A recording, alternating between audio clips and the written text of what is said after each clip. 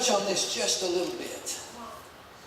In our careers today, I was talking with some retired policemen the other day.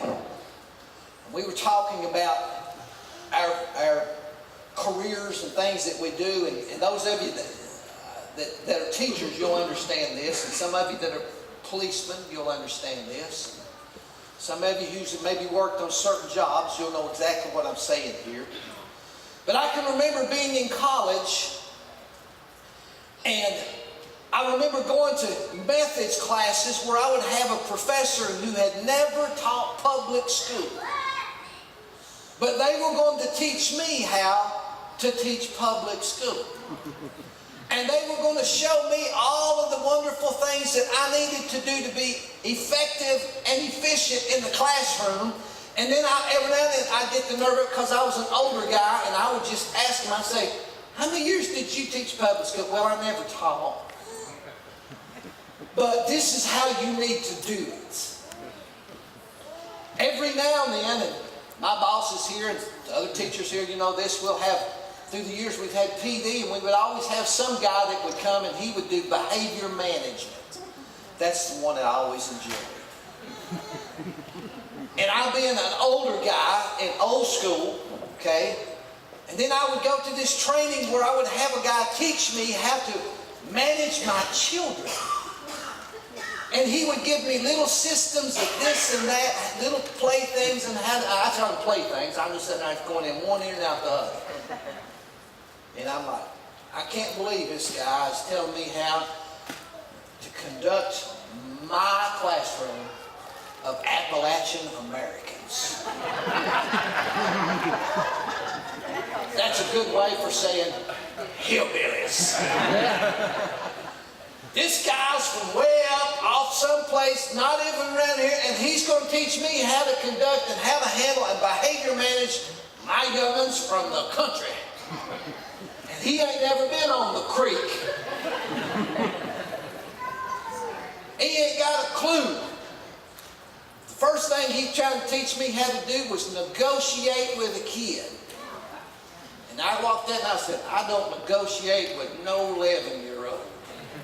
These are the rules. This is what you abide by. If you can't handle them, Mr. Conlon can. As simple as that. But what I'm getting at, I wanted to see living examples of the work proven right in front of me so that I could follow suit. Not somebody telling me this is that, this is the way. I've never done it, but I've heard it works. And then I look at this and I think Jesus was the living, working, laboring example for every single one of us. The Son of God.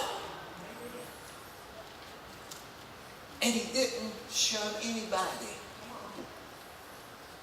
He didn't avoid any place. And he could talk the talk because he walked the walk. Now, getting back to that. You think about you're sent off to get some training for a job, and you got some guy who ain't got a clue. Before I taught school, I worked in manufacturing. You'd always have some boss who'd come by and he'd have a tie and a shirt on, and I know that was part of the routine. But he'd be telling you how to do your job, and you're thinking, he couldn't do this if he had 4 hands and 54 fingers. But he's telling me how to do it. And a couple of times I'd like to say, well, how about you just show me? I want to keep my job, though. But I think about the example, and number one, the example Jesus gave us, he went and he actually labored from town to town to town, to village, to city, and synagogues, all about healing everybody that came. He was the example. He was showing everybody this is how you do it. Secondly, we want to look at he had compassion on the multitudes. He looked, and the word says there, he looked and he said, some of them were scattered abroad as sheep having no shepherd. I'm going to tell you something, folks. There's all kinds of sheep wandering around in this town in this county, in this state, without shepherds. And they need some laborers to go out in the field. Jesus said, he saw these people, the multitudes, he was moved with compassion. I tell you what, anymore, folks having compassion on others is something kind of rare, isn't it? I tell you, anymore folks are cold-hearted. I'll just preach to us a little while. A lot of us are cold-hearted, they have no compassion on nobody. Say, they're just this, it's just that, whatever. What's the Bible talking about? Sometimes we entertain angels unaware.